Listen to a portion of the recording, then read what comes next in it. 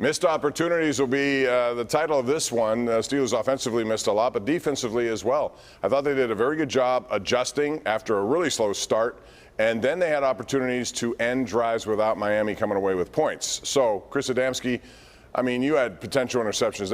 It wasn't like they were tough interceptions. They were right there in their hands. Cam Sutton in his hands, Edmonds right in his gut. I mean, Levi Wallace had one.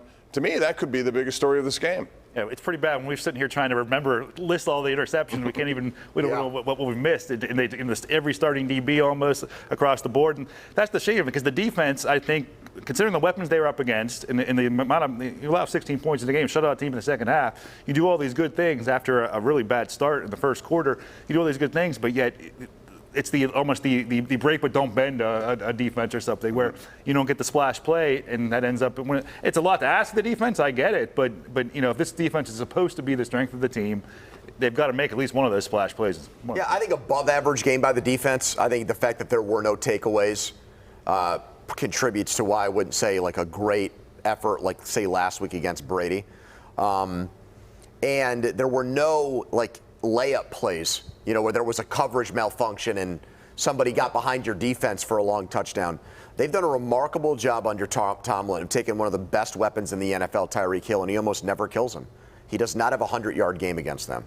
So the fact that they did that and they got stops, they fixed their run defense issues as the game went on. Yeah, I think it was a pretty solid performance by them. Yeah, and I was really impressed by the adjustments, Pomp. I know we talked about it earlier, man, but early on in that first quarter, I thought this thing was going to be a blowout. I started thinking about Buffalo, 38-3. They're not able to stop the run. They're not able to stop anything. They're getting big chunk plays over the middle. Tua was what? I think you said 6 of 8 for 68 yards, something like that, maybe 6 of 7 on the first drive.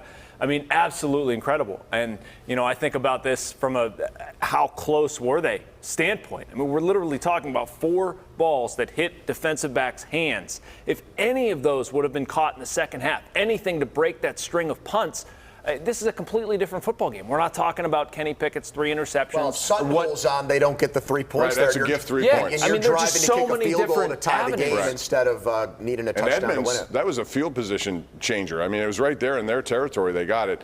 The other thing that was interesting, once again, is clock management issues, and both sides had problems, I thought. I'm going to start with Mike Tomlin. Why, Jason, do they run a play right before halftime when they didn't have to do it at the 2-minute warning? And as soon as that was going on, I'm thinking, that's the wrong play. At this point, I wish I had an answer for you. There were a couple questionable things in here.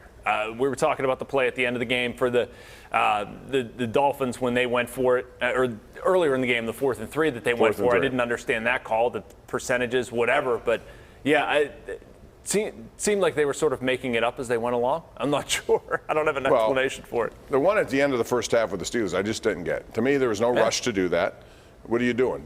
You're getting, well, McDaniel did a worse job in game management than Tomlin did. Yes, on the 4th and 3. I'm saying just overall for the game, and even what they did once they got the ball back from the Steelers on that last drive after the Steelers scored. But I'll say this, you know, the standard should be higher for Tomlin because he's in his 16th year.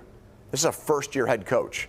So the fact that Mike still gets these things wrong really bothers me, because by now, having done it for so long, you would think he either would master it on his own or he would trust other people around him to help him with that. And there seems to be a stubbornness about allowing for the latter part of that to happen. This team, there's always going to be a small margin, the way this team's constructed, margin for error, and those type of things are the things that can. It's a one-possession game.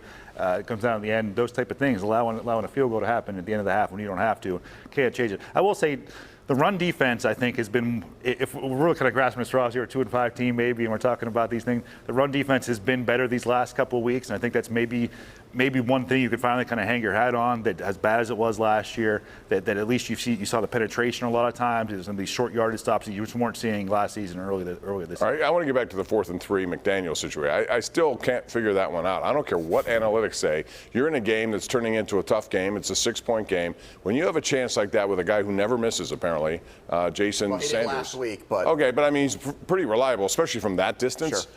I don't care what the analytics say. Don't you make it 2-possession? Isn't part of analytics saying it's a 2-possession game now, not a 1-possession game? Yeah, to me, that was a very big play in this game, and I was hoping they'd lose for that reason alone. And look, I think one of the things about the numbers is that it doesn't really take into account who you're playing. okay, and what personnel you have too. So if that were a game against the Chiefs and he had decided to roll the dice because he's like, I'm not going to win this game kicking field goals against them, I get that. How long of a field goal was that, by the way? It would have been like a 38-yarder, 42-yarder, something in that range. So to me, you know, reasonable. It's a struggling offense. You gave them momentum by going for it there.